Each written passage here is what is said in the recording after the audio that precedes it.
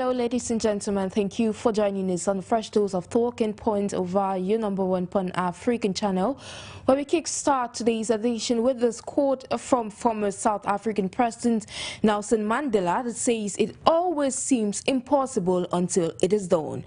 Indeed, with regards to today's topic of discussion, when working together, African nations will find effective solutions to build and grow their economies.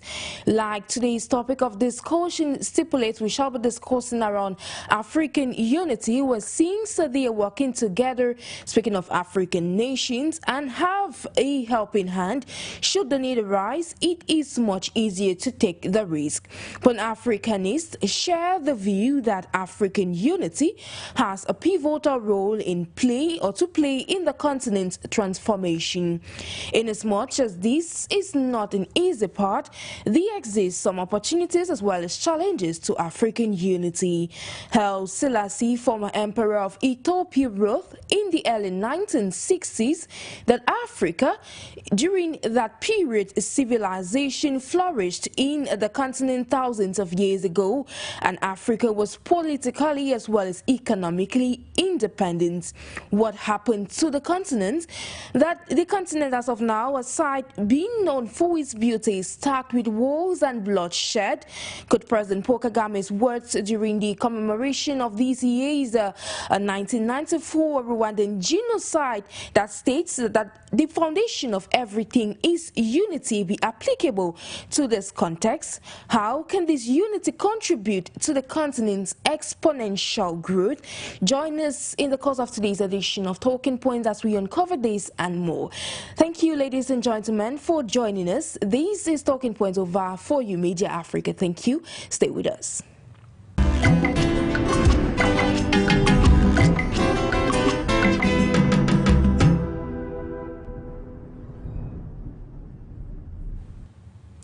If you're just tuning in, ladies and gentlemen, you're welcome on board Talking Points on your Pan-African channel, For You Media Africa.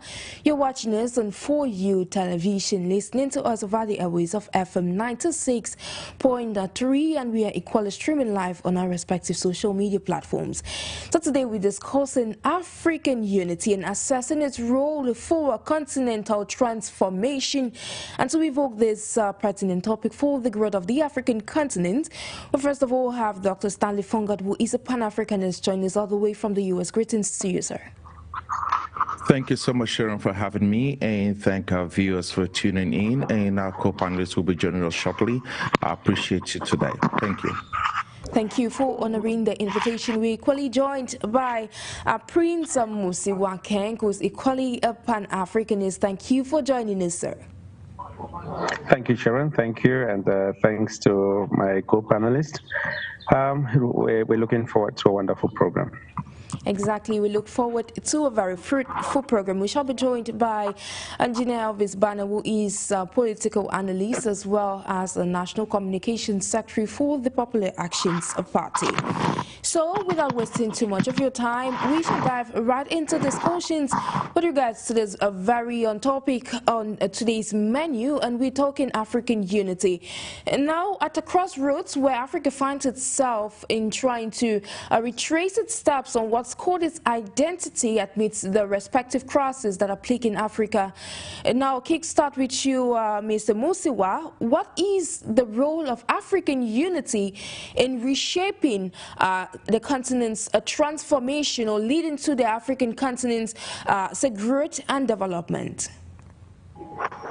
I think we start by saying that we as Africans, we have a culture. We have a culture to be Africans, and we have respect. We have a history, and our history is interwoven. Our history is related. If you look at the level at leadership, you would also understand that leadership in Africa, we have our local tradition that in the early settlement of Africans, we had ancestors whom we believed in, the real African culture and tradition. That is what we uphold as a value. If you go back to look at how Africa was being partitioned and divided during colonization, you also understand that we are one and very strong, united. So I think in looking at Africans unity, Africa unity, we are seeing an African where most of the countries have begun to see reason for us to celebrate ourselves as people with one culture, one background, and one understanding. People who were men, transported, sold, and sent to the West under slavery, and we've started realizing our objective. We have started realizing who we are, and we are building a very strong bond. And that's the more reason why we think that with the growth of our population, with the knowledge, with the intellectual capacity that we have in Africa, we are driving towards a more united front. And I think that's the reason why Africa needs to be united. Absolutely. Africa at this point, it's of utmost importance that the continent stay united if we wish to achieve what it seems to have in mind. And now, with regards to what you've said, now channeling this next question to you, Dr. Stanley. You've listened to your co-panelists, but then in a bit to assess what role African unity has to play in the continent's transformation in terms of changing dynamics, changing the narrative of what's happening at the moment. What do you think, or what is that role of African unity in terms of Africa's transformation? I think this is a facet actually answer, and the reasons for that is because there's a lot of key things that needs to be able to come into play before we even start talking about African unity.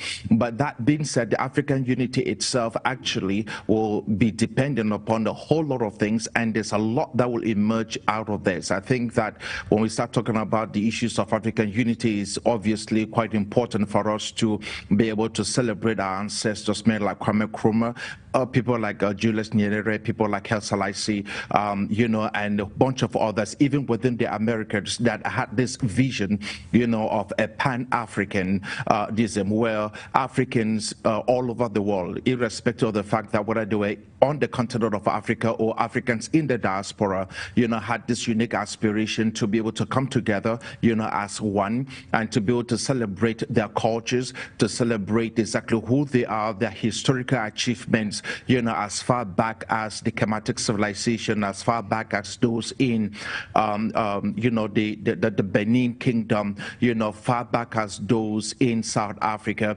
and those, in the north, in places like Mali, in places like the Sudan. There's been a lot of, talk, I think, within the 20th century, as to what a Pan-Africanism actually looks like, and what a united Africa will look like. So for me, I'm thinking that the continent will only evolve as much as we basically embrace this, Pan-African mindset. The continent will become what the continent is supposed to be when the continent begins to function as an organism, rather than, loose factions of individual organisms trying to be able to find a way, within the 21st century. We have to be able to make sure that we basically embrace the continent and force the continent. I don't think that we have this any other word for me to use, but actually to force the continent, to coerce the continent, to function as an organism. If you look at the successes of a country like the United States of America, then you should understand exactly why those of us on the African continent need to be able to bring the continent as one. America is only as powerful as their individual states. Okay, without the 50 states that make up the union in the United States, you will absolutely not be able, the United States will not be a superpower. But the reason why the United States is a superpower is because of, these 50 states that basically creates the union. We need to have the same mindset on the continent of Africa. I don't think that there's anything else left for us on the continent If we are going to be able to look at economic growth, we are going to look at security, irrespective of whichever indicators that we're looking at, we need to be able to bring the continent together and let the continent function as one. And therefore, African unity is something that, we aspire, is something that I dream of, is something as a Pan-Africanist I talk about, is something else that, with the vision of Pan-Africanism, every Pan-Africanist out there espouse this particular unique idea. I think it's something that we truly must embrace.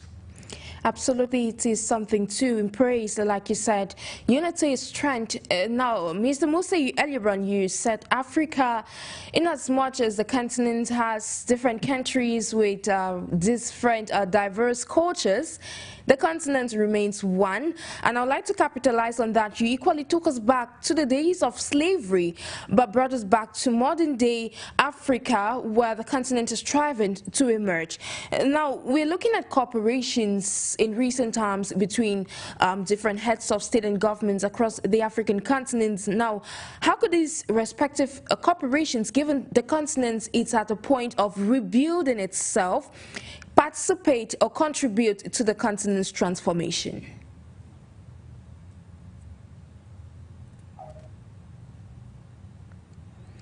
Mr. MUSI, are you with us? It was on. Okay. Right, my mic was muted, so it just came up. Okay. Yeah, okay. Right, I've always looked at Africa as a continent where the strength of the continent lies in the hands of the people, I and you. Not in the hands of our political leaders, not in the hands of our leaders, but in the hands of the common man. The common man forms a very strong background in terms of African unity. If we look at the recent trend of political ideologies and political change that's evolving around Africa, we'll be looking at what's happening in Mali, Senegal, what's happening in Burkina Faso, and I mean these are roadmaps. These are landmark ideas that we can use as Africans to know where we are, to know where we are heading to. And I think it is the right time for us to look at not only the fact that we as Africans, we are tuned towards making our own continent better. We have the economic power. If you look at, if you want to talk of basic food commodities, we have cocoa, we have coffee, we have local greeneries that we produce across Africa, we have timber, and all of this that we produce. If you look at the gold mines that we have, you look at all this economic the goods that we have across Africa, we'll be building an Africa that is very, very strong. I won't end this without also emphasizing on the fact that many countries across Africa are already developed. They have what it takes to build wild and beautiful cities. And if you look at our legal systems, you would understand that even when we talk of the African Union Congresses that we hold, you would realize the infrastructures are there, the political ideologies are there, and the leaders are there to kind of compete with the West. So I think this is the right time for us talking about Africa and making Africa more united. And this now takes us now to leadership. No a flock of sheep can move without someone to guide them. So I think this is the right time that our leaders need to start believing in what we have, who we are, and driving us to where we want to be as a continent. Well, speaking of where Africa wants to be, Dr. Stanley, we're looking at the opportunities. But before we speak of how Africa can get to that point of a transformation, it's a prerequisite that we talk about what factors or what areas needs to be addressed for the African continent to be able to excel. Now, in your opinion, as a Pan-Africanist and an economic expert as well, how do you think, or what areas need to be addressed for the continent to be able to attain or get to a point of transformation? There are quite a few things that needs to happen, and I think that it's a buffet, it's a cocktail of things. You know, and we probably might look at this from an agricultural perspective. You know, we will look at this from governance. We can look at this from a technological perspective, finance, you name it. You know, the Pan-Africanism structure in itself. You know, but I'm thinking that if we're going to look at something, let us probably take something like maybe you know, good governance, which is one of the reasons why we are facing a lot of hardship, you know, on the continent of Africa. If we do not have, you know, quite of an effective, transparent, you know, public service systems, you know, that ensures the rule of law, you know, that, you know, people respond to citizens' need. If we do not have some kind of a decentralized platform, which is extremely very important, especially when you start looking at, you know, the benefits of it, especially in a federal system, you know, where local governments have the capacity to be able to make decisions, you know, that basically enhance the lives of their own people. If you look at the issues where we basically do not get stuck with one political system, you know, how be it we structure it, you know, in certain countries you have one political systems, you have what we call phantom other political systems that basically comes into play, creating an illusion of political pluralism, which literally actually is just a farce. It's really not true. All right, it's just another scam. We basically have to be able to address these issues, and the reason for that is because it is actually in the in competing ideas. All right, and obviously if you're going to have some kind of a political pluralism, you also have to be able to start dealing with the issues of free speech, that people can actually be able to make statements and think, because the reality is that if you are allowed to think, then you are allowed to also become offensive. Free speech is not that you cannot become offensive. It basically means just the ability for you to think basically means you probably piss somebody off, because that's the process of thinking. But we need to be able to think. We need to be able to have people who come together and actually express ideas. It is in competing ideas that the better idea basically emerges and pushes our civilization forward. The idea that one particular person, you know, basically holds the floor and tell everybody else what to do without somebody cross-examining, trying to be able to find out what is it that they're saying and how does that apply, what is the truth, how do that basically pushes us forward as a people. I think that that's where we really must be able to, you know, basically embrace the issues of political pluralism. We have to be able to have, you know, different political parties show up on the scene, okay, with competing ideas, and allow each and every one of us to be able to have some kind of a coherency, especially when it comes to our own thoughts. And that will only come by competing thoughts. We have to be able to fight this through, not by the barrel of a gun, not just by basically locking people up in prisons, but by allowing people to have public and open dialogue where we absolutely get into a place where we think this thing, you know, as a public discourse, and allow people to come with good ideas for the betterment of our people. It is not just one person speaking, it's all of us speaking. And if we can own our ideas, then I think that that will push us further into a place where we start developing a better society. And then a better society will basically entails also that we start treating others with respect. And if that was going to be the case, I'm thinking that the whole entire continent will emerge to be better. So as long as we keep talking about what African unity looks like, I think that we look at it from the macroscopic level to a micro, you know, to a broader level. And at that little tiny level, at the macroscopic level, so a bit, we should be looking at what happens with individual nations. And then by the time you go to the macrocosm of it, we should be looking at what is happening at the broader scale. If we can succeed at individual levels in individual countries, if we can succeed at local government areas, we can succeed in being able to basically allow people to be involved in the political process at country level, then I think that when it comes to the continental level, that will be great. But we basically have to start from somewhere, and I think that you know, getting young people to be involved in political dialogues, you know, at country level, okay, at state level, will be better rather than just basically calling for a pan-African structure, African unity, when our individual nations are dying. Exactly. We shall be coming back to this point of yours of youth engagement in politics. But then you mentioned something. I'd like to capitalize on that. Now with you, Mr. MUSI, could you comment on the recommendations of your co-panelists while reiterating how unity in Africa can spur political as well as economic growth?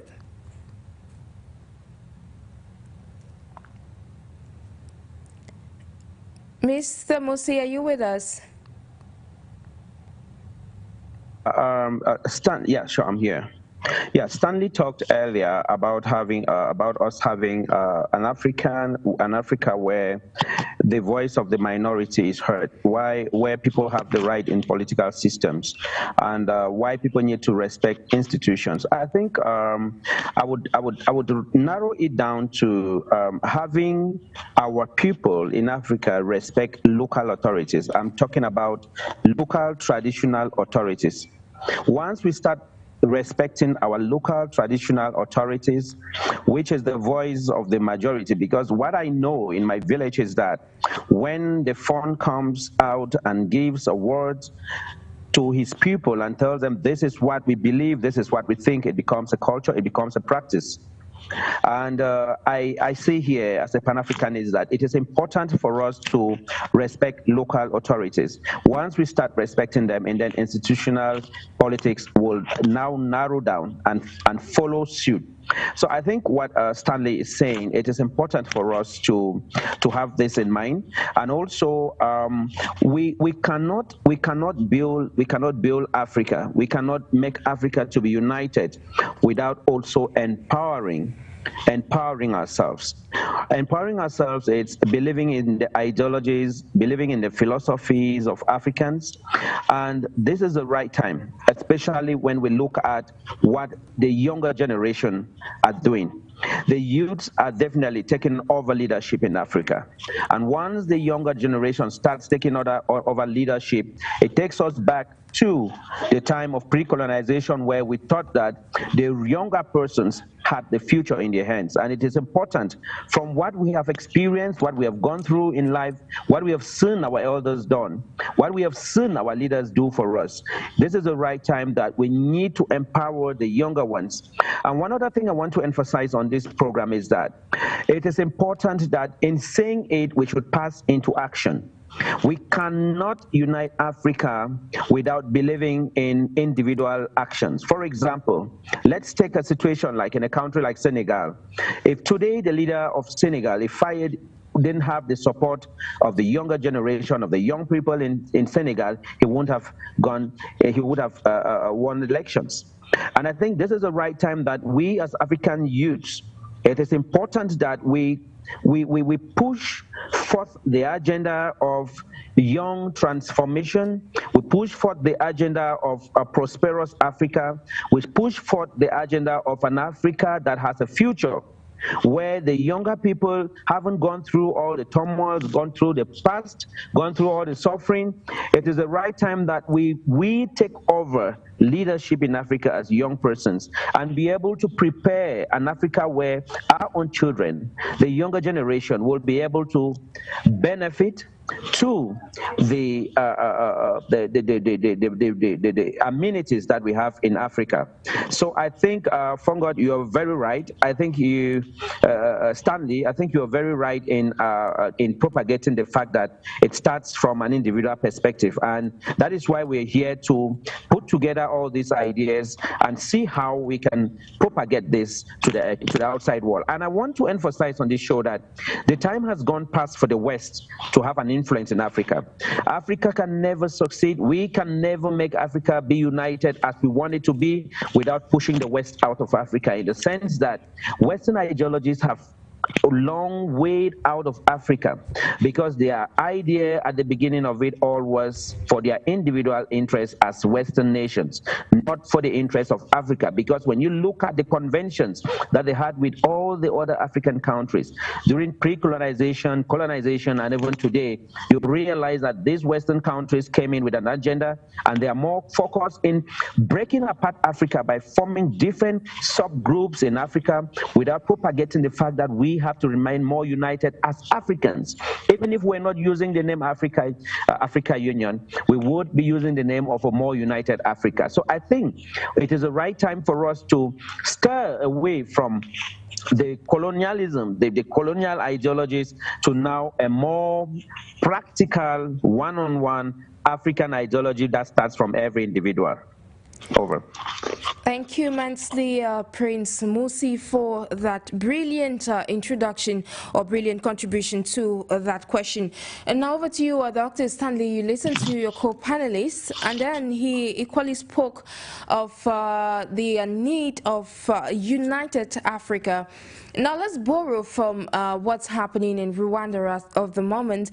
We have a nation that actually 30 years ago underwent what was regarded by the international community as a genocide, but has moved past that to become yet a small nation, but one of the most developed in Africa. And now with regards to that, borrowing from that nation, speaking of a united Africa, what needs to be done for the continent to, say, harness its potential to be able to get to that point? Because like your co-panelist said, it all starts from a small, it starts small, it starts at the domestic level before it can grow into a continental issue. Yes, of course, but I'm thinking, I absolutely support of what he said. I'm thinking that when we start talking about 30 years ago, and trying to be able to figure out, how a country like Rwanda can just be plunged into so much darkness, it is extremely very important for us to understand that this happened with the United Nations watching. It is important for us to understand that a woman like Marilyn Albright, then Secretary of State under Bill Clinton, literally said there was no genocide happening in Rwanda. Reasons being they didn't want to send U.S. armed forces out there into Rwanda, to curb out whatever was going on because of the shellacking, they had in Ethiopia during what we call, Black Hawk Down. It is very important that we understand that if Africans will not show up when Africans are in trouble, then the West will not come. I think that 30 years have gone by and the African has not learned anything, that the West is not interested in your welfare. The West is interested in her own welfare. The West is not interested in how you feel or think. The West is interested in her own agenda, and she will promote the agenda, how be it whatever happens to the African. And this, I think that 30 years ago is a long time for us to fully have understood, that our salvation is not going to come from the West, that our salvation is not offshore, it's onshore, that our salvation is right on the continent of Africa, is not off the continent of Africa. That being said, we have to be able to embrace us as a people, embrace our culture. And I think that African Renaissance is something else that we absolutely must be able to embrace, fostering our own culture as a people. No culture is inferior. And the idea that, somewhat we have to be able to swallow everything that is coming from the West as if to say that some kind of a God-given mandate is insane. We have a culture that is absolutely superior. I think that most people will not understand, find it hard to understand that at some point in history, we dominated the world. The Kemetic civilization, the guys who basically showed up from Europe just to come and study in Kemet. Most of people like Pythagoras, coming out with equations like the pi, 3.14, those things actually were predated 500-600 years in Kemet, long before folks like Pythagoras ever came out with anything. Reasons being, the Kemetic civilizations was literally dominating the world in science and technology. All right, even in areas of medicine. So we can go across the continent of Africa and list a lot of other cultures and civilizations that dominated the world. And so the idea that somehow we have to basically, start hooking up on things that comes out from the West is basically crazy. That this whole entire thing about Agenda 2063, and the idea is why 2063? What's the idea about 2063? And it's as if to say we have not basically learned anything on the continent of Africa talking about Agenda 2063. Why 2063? There's a lot more that is going on the continent of Africa. If we absolutely just literally came together as a bloc, we probably might be able to change the whole entire trajectory of the continent from where we are to where we ought to be in 10 years. I think that a decade is enough for the continent to fully be enthroned in this, to become this beautiful place. If you think I'm joking, look at Rwanda. Look at Rwanda. Just look at Rwanda. I think that Rwanda should be a model of what Africa needs and what's possible on the continent of Africa. There's a lot of things that we can actually be able to do on the continent of Africa, and there is no reason why we should be in a place where this is absolutely not happening. In the area of technology, we have leapfrogged a lot on the continent of Africa, all right? So there's really no reason why we should not be able to use that same mindset to be able to foster, our economic growth on the continent, to bring about e-government solutions, digital infrastructure, telecommunications, issues of mobile money. We have mobile money. We can actually get into smart agriculture. We have stuff that things like cyber security. We should be able to, just basically get involved in all of this. All right. So basically, the continent there's a lot that has to happen on the continent of Africa for sure, but the reality is this, that we can actually be able to develop and enhance and basically push the private sector. Why the public sector is lacking and struggling and trying to figure out what to do. I think that the public sector might be so developed that the public sector will not turn around and start telling the private the private sector is so developed that will turn around and start telling the public sector what to do. Better, if you look at the United States of America, the economy of America is actually driven by the private sector. Companies like Google, companies like Facebook, Apple, you name it. All these tech companies, all right, even oil and gas, these are private sector companies. They are not public sector companies. And if in terms of growth and development, we basically have to start looking at private sector, not the public sector. The public sector, just like the federal government in the United States, they really do not know what to do, okay? Economic growth and development, technological ingenuity, the spur of us basically moving even right now into the digital space is actually as a result of the private sector.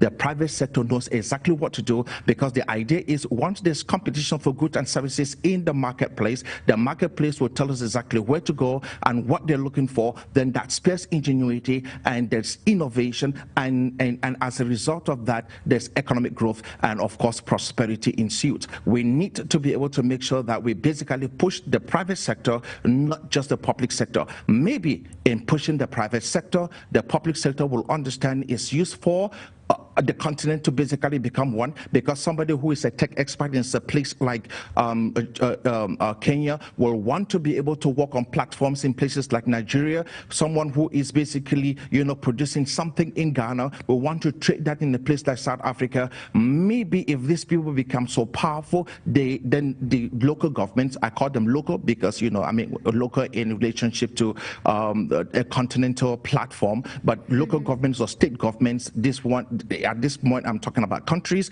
they might be able to see the need to know that we need to be able to have a unique platform on the continent of Africa that spells a growth, and so that somebody who's producing goods and services in the country like Ghana should not be restricted with Ghanaians. They can be able to now market that and sell that to countries like Nigeria, Cameroon, Uganda, and you name it. I think that that's where we need to be.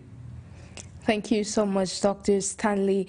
Like you mentioned, the continent is gradually becoming more and more conscious.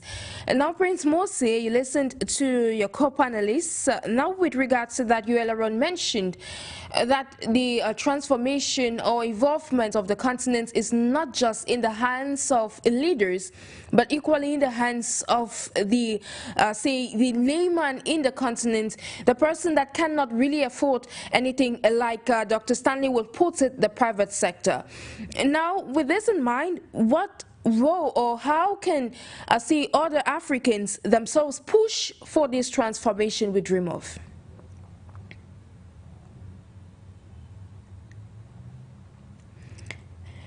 Prince MUSI, please, can you unmute your mic? I think in Africa, we have to be able to push for an agenda for a single currency in Africa.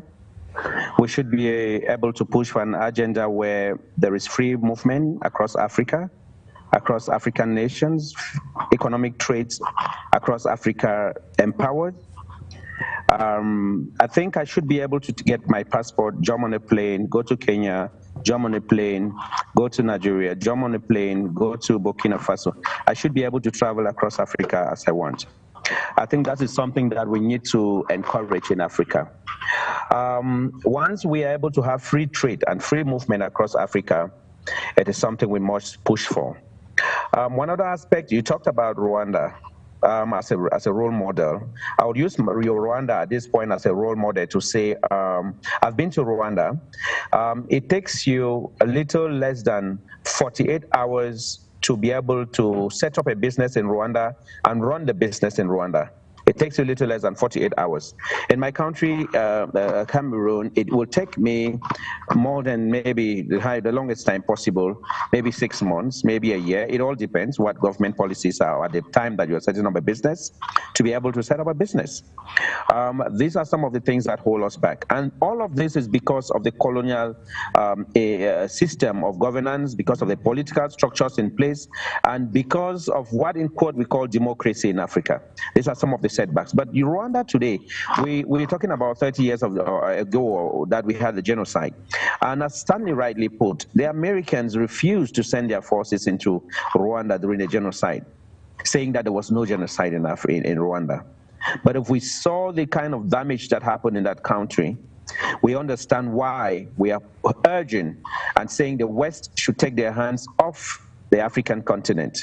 They have been able to mislead us, and we have come to a point where we can't take it any longer. They should allow our continent to us to manage it. We have all what it takes, and we know we are ready as Africans to have a free trade with the West, but it shouldn't be on their own principle. It shouldn't be on their own goals. So now, coming back to the situation of the layman in Africa, I and you, the normal person in Africa, he's our contribution to this facet. First, Africans are very hardworking persons. Go to any country in the world, in the Western countries, where you count the first most successful persons, the first 10, you would see an African with a dual nationality. You would even see from the examples of Barack Obama, that is an Africa, he led America, the biggest nation with the biggest democracy in the world. So I think it is a roadmap for us as Africans to work from this and know that we have the potentials. We have the potentials to become our own example. And every individual, Africans have had the kind of intellectual leaders, the kind of intellectual mindsets that we have people with very, very high intellect in all domains. Take it from technology, take it from farming, take it from mining, and what you can mention them.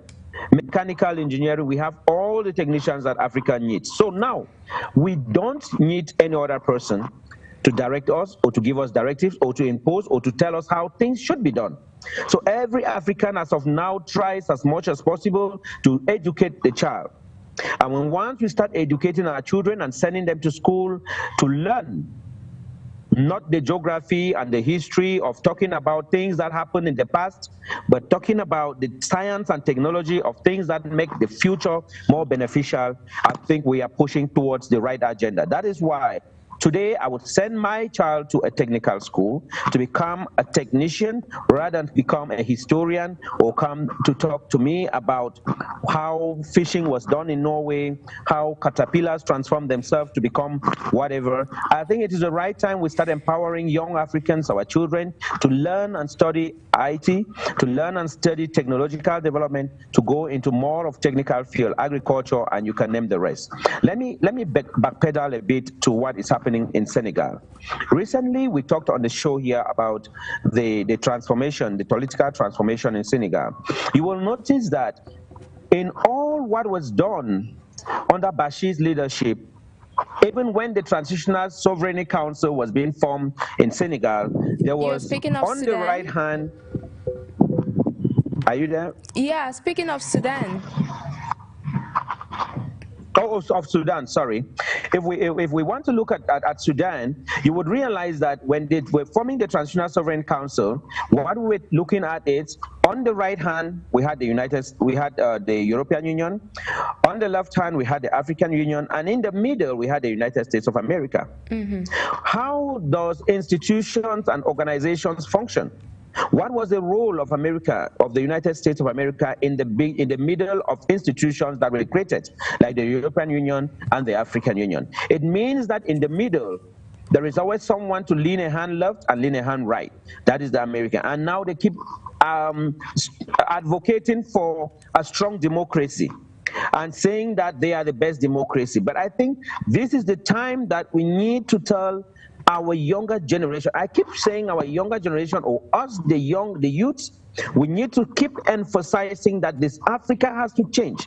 And if Africa has to change, it is a responsibility of every African, be you man or woman, to take your continent and love your continent and believe in the ideologies of our ancestors, the ideologies of our founders, the founders of Africa. And this is the time that we need to tell the West, we need the chance to build our own continent, how you build your own continents. And I think that is what I keep propagating, that's what I keep encouraging. And lastly, I want to emphasize to you people, Sharon, you of the media, it is important that we start building Pan-African media's landscape, because Africa needs their own media to propagate their agenda. But if we keep believing in the Western agenda or the Western media like the CNN, the BBC, Al Jazeera, they will keep telling us the same stories that we heard 100 years ago, and they want us to listen to. I want to use an end here by saying that I appreciate nations like Russia, for example, their intervention in Africa. When they come into Africa, they come with an idea of a win-win. And once you come with an idea of win-win, it means that you can sit on the table and negotiate with your partner and be able to strike a deal that benefits both of you without having influence as to what you bring on the table. And let me also give this let me also give this to our leaders, that it is important that we do not lead Africa by the use of the barrel, because the West have sold their materials, their guns, their ammunition to Africans in exchange to our raw material, and that is how we keep draining our economy and indebting our nations towards a future that we will never be able to pay these debts, and Africa will always remain subjugated to the West. So this is the right time that everyone, Africa, I and you, should sit up and propagate to a more developed and united Africa. It's all about collective effort, like you cited, Prince MUSI. Now to you, Dr. Stanley, you listened to your co-panelists. He evoked the issue of education systems across the continent and its role, its pivotal role in contributing to the continent's transformation. I'd like you to reiterate on that point. Now, as an expert, how do you think the education systems on the African continent can actually contribute to Africa's involvement?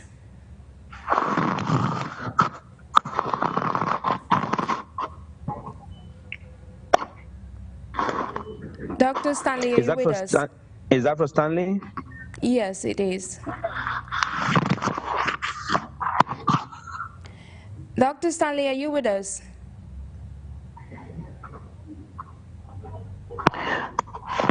Well, while we're waiting on Stanley to come on, Please, it Stanley, is important. proceed. Hello, Stanley, are you there? No, kindly proceed, Prince MUSI.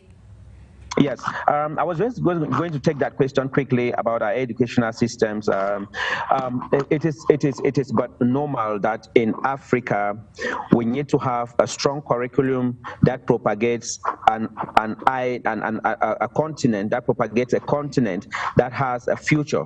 And if we have to do this, we need to build a roadmap towards achieving our goals within short term and long term. And what I think is a strength in Africa is because we share the same historical facts as Africans. I think one of the strengths we have in Africa is that we have the necessary population that is required to be able to achieve and sustain African ideological growth and development principles. I also think we also have in Africa the necessary intellectual capacity to be able to sustain the ideas of a united Africa. So if we continue to push to an educational system that propagates an African ideology, we will be building a continent that stands on love, a continent that stands on trust, a continent that stands on unity and the belief on our ancestral thoughts and on ancestral principles. I think that is the kind of thing we need to teach our children to be able to grow, to learn and understand about Africa. Exactly. Now, in a bit to proceed, ladies and gentlemen, if you're just joining us, this is Talking Point over 4U Media Africa, where today we're discussing African unity and its role in contributing to the continent's transformation. Like we mentioned in our preamble, we're joined by Prince MUSI NKENG, who is a Pan-Africanist, and we could equally acknowledge the presence of Dr. Stanley FONGOD.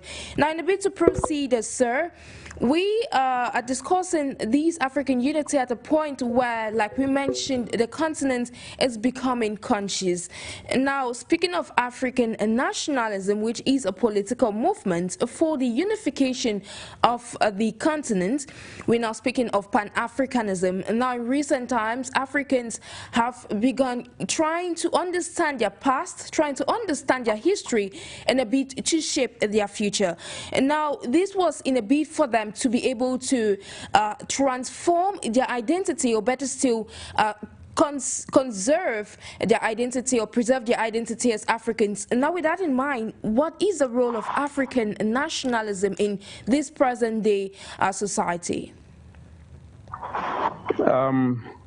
I, as an African from Cameroon, as a Cameroonian, I believe that my state, my country, Cameroon, only propagates Cameroon in the map, in the African map. I think that every African nationalism is where we belong, where we come from. It's only an identity. It's only to identify where we come from so that we can be able to reconnect with our ancestral beliefs. But when we talk about continental ideologies, when we talk about unity, we are looking at the strength of our different backgrounds, our different ideologies, our different perceptions, our different cultural identities, putting them together and building them to a more stronger Africa. Because it's not about our nationalism. Nationality is about the flag. It's about the color. It's about our political ideologies. It's about the democratic principles that we uphold as nations. But when we want to talk continental, if we want to talk union, African Union, we are going a little bit beyond just being nationals of a particular country to members of a continent that forms a subset like a country, because until we have many other countries and then we form that bulk to be able to come a union. That's why we are talking about African Union. Even look at the United States of America, with 55 countries, with 55 states. They all came together and they're talking about the United States of America. It is the same, and I think there should be no lapses. There should be no pull down syndrome in trying to downplay the ideologies of Africans, and to be able to downplay the principles of our leaders, to not believe in the fact that we as Africans can make it happen. I think we should use our national beliefs and national perspectives to be able to build a stronger and more united Africa. And this is the time that we have to do this, when leaders are able to stand up and tell their masses that, you know what, we have a common direction, and this common direction is for the benefit of you, the nationals. Because everything that happens in Africa, and that is happening in Africa in terms of the recent a change in power, in the recent coups in Africa. It's for the interest of the masses. It's for the interest of the African man and woman. It is not for the interest, if you look at it well, it's not for the interest of our leaders any longer. So leaders must be able to settle differences for the interests of their local populations. And I want to also say that in Africa, we have this belief of tradition. Our kings, our queens in Africa, that is a very strong arm that we also need to use, because these are our ancestral beliefs, and that is where we come from, and that's how we were met. So we need to also go back to what our cultures say and respect these ancestral beliefs, because it's another form that we have in Africa that makes us more stronger than just believing in Christianity. Thank you. Yeah, thank you, sir. Now, it's no longer a secret or that one of the challenges of African unity on the continent is that of the current insecurity crisis across Africa. And now, like you mentioned before in our previous programs, for us to be able to tackle a particular problem, we should be able to go and find out the root causes. Now, with the current insecurity crisis Africa is seeing at the moment, or experiencing as of now, what do you think needs to be done for the nation or for the continent to be able to attain this transformation if these security threats are not being addressed? We're looking at threats like the Boko Haram. We are looking at the ISIS. We are looking at all these other threats. These are man-made. These are man-made structures. These are man-made organizations. These are man-made groups, and we all know it. We know it in Africa that all of this was formed because of particular agendas. You see, when you form a group like the Boko Haram, and you supply the material to us. You supply the material to these guys, they take the money back from their masses, they pay for this ammunition to fight back their own people. We are making a mistake. We are making a mistake because we are only destroying our continent, we are only destroying our people and killing our own people because we want to propagate a Western ideology.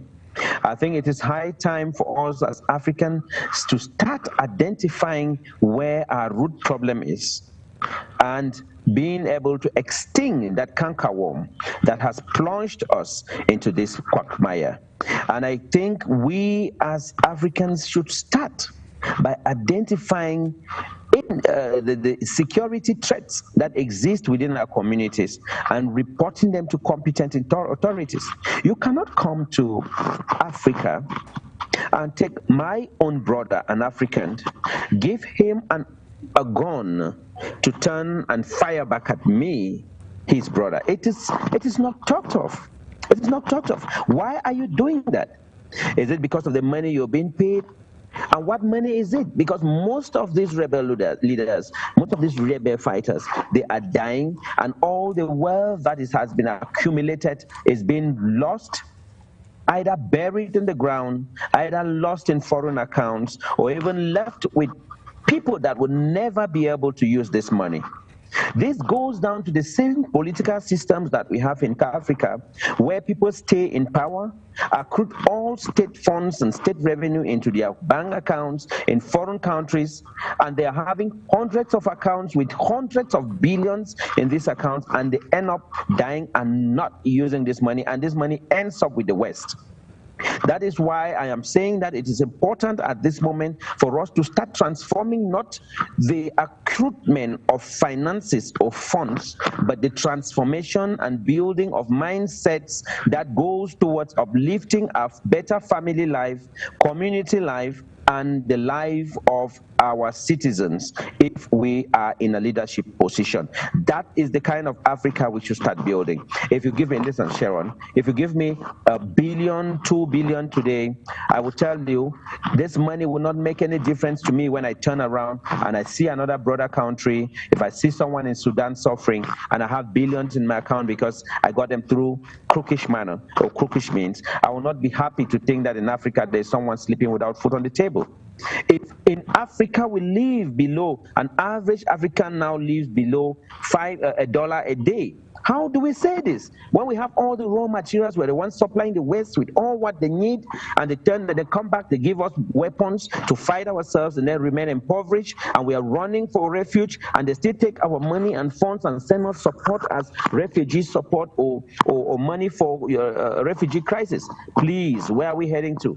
Africans, let's sit up and stop turning arms and stop turning metals that were fabricated in industries in the West to our brothers, towards our brothers and sisters for egoistic reasons. I think it is time we start saying this and asking Africans to desist from this and believe in the principles of educating our children, educating our communities, building a strong and united Africa. Because most of these children who are fighting in the bushes, most of these children who are ISIS members, most of these children who are Boko Haram, they are not educated. Some of them might be educated, but all of them need equal opportunity. And let's give every young person in Africa the opportunity to become an intellectual person.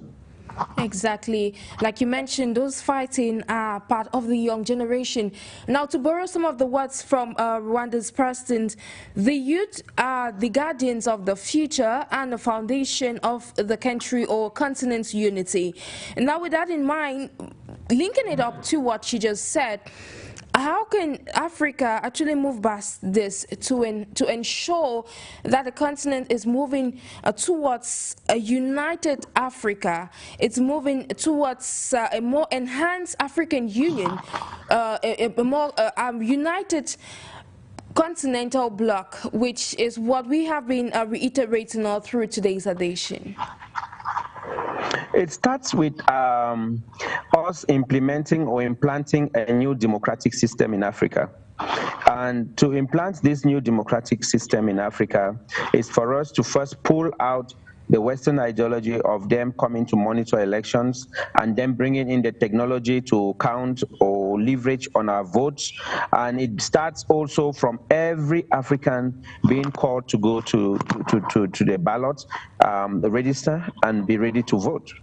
Because if you cannot add your voice to the voice of many, and if you cannot be part of that change that your community or your society needs, you can only end up just being a talkative. So I think it is first important for us Africans to register to vote.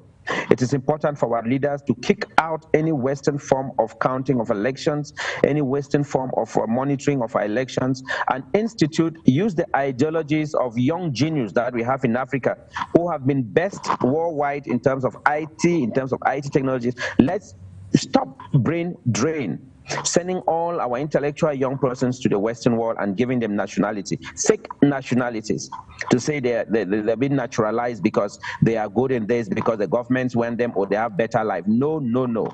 I think we need to use, our leaders need to use this genius, this IT genius, to be able to plan and prepare more electoral management systems using our own technology in Africa without actually having to pass through Western technologies. And once we institute good electoral systems and have all the young people go and register to vote, our simple African democracy would be as smooth, clean, and perfect transition to having the right persons to lead us. Because I know that there is no young person who wants to accrue money, who has not gone through suffering, whose family has not gone through turmoil, who would come into leadership and want to make it worse.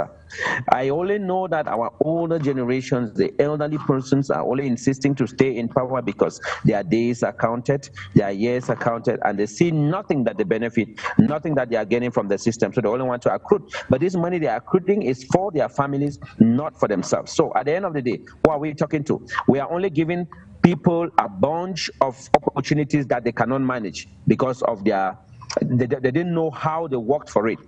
So I think it is important for us to emphasize on this and say here that all of us, the younger generation, should take the laws into our hands and make Africa the best place to be.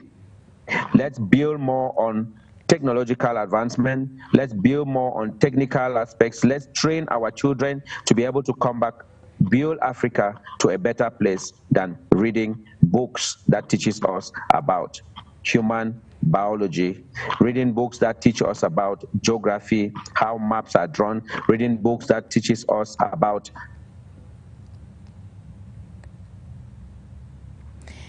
Exactly, Prince MUSI. I'd like to recall that during preparatory conference ahead of this year's Pan-African Congress to take place in Togo, we we didn't talk saw... about forestry. Yes, sir. So I was saying that in line with what you said, I would like to recall what was mentioned during a preparatory congress or conference that held ahead of this year's Pan-African Congress to take place in Togo. We saw leaders that were ready to capitalize on the implications of the diaspora in developing the African continent. Now, away from that, we gradually coming to the end of today's edition of Talking Point. Now, in your opinion, like you mentioned, you have cited some areas that needs to be addressed, some areas that needs to, or that need more focus for the African continent to be able to attain its transformation. You cited agriculture, technological advancements, and a whole of others. But with that in mind, what do you think is the way forward? Aside all the challenges the continent faces, how can Africa get to that point where it can actually turn back? Like Haile Selassie said, the continent at some point thousands of years ago was a continent that could boast of economic independence, but today we are seeing the continent being a shadow of itself in terms of that potential. How can that be attained? We need, first and foremost, we need leaders. We need the right leaders in the right place. We need the rightful persons to sit in in leadership positions. We need people who have Africa at heart. Same like you believe in yourself, we need people who believe in Africa to be at the helm of nations. We need an African united structure which goes and believes in the principles of our leaders and the voice of the people. We need an Africa where people are sanctioned, that we have strong laws, institutional laws that can sanction excesses in terms of poor management, in terms of non-respect of institutional policies. And we need the kind of structures within Africa where we bypass all borders, all differences, all our borderlines, and be able to crisscross across Africa as you are moving in your own vineyard. I think we need this kind of place in Africa. And once we have the right leaders in place, being put in power by democratic power principles, African democracy principles, democratic principles, not Western democratic principles. I emphasize that because I know what I'm talking about. Once we have these kind of structures in place, we are building an Africa that will belong, that will last, and that will propagate the ideologies of making every Africa enjoy the spoils of the spoils of their forefathers and the natural resources that are God given to them. I think this is the right time we need to start saying this. And I want to emphasize, if this point is missing on, we need the right media structures in Africa that will propagate these ideologies of Africans and not the ideologies of the West. We need a strong media background, a strong media network that can propagate what Africa is and where Africa is heading to. No borders across Africa, single currency, train our younger ones, and then build, and then we will succeed to have a more strong and united Africa. Exactly, moving towards a strong and united Africa. And a bit to wrap up today's edition, unfortunately time is cutting us short, but then what are your closing remarks with regards to today's topic of discussion? Well, I call on every African, everyone watching this this program, first to be able to share this program to a friend. Just share it to the person next to you, even as a replay. I would advise you share this, let it go as wild as it can, so that people can start seeing and believing in what we are proposing towards a stronger Africa.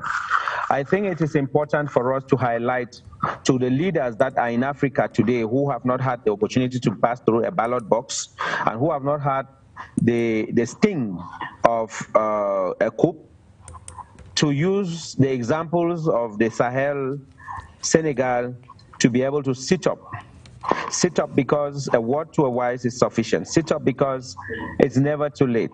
Sit up because you don't know who is next. Africa is gradually having a trend, is gradually going through a process, is gradually going through a revolution. If you are a leader that you still believe in ideologies of the West and propagate them, this is the right time to correct yourself, move up, and take principles that go to support more of your citizens than supporting the ideologies of the West. We are not saying here on this program that we don't want the West. We are saying that we have had enough of the West, and we want the West to come and do business with us on win-win terms. I think that's my point to end the show today. Thank you immensely, Prince MUSI NKENG, for your insightful contribution to today's edition of Talking Point. And looking forward to to be on again. We equally say thank you to Dr. Stanley FONGOD for his contribution, but unfortunately wasn't able to make it to the end. Thank you, ladies and gentlemen. I believe you learned a lot through today's edition of the program. I've been NJIX and NABESEH for presentation. Meanwhile, programs continue via your Pan-African channel. Bye-bye.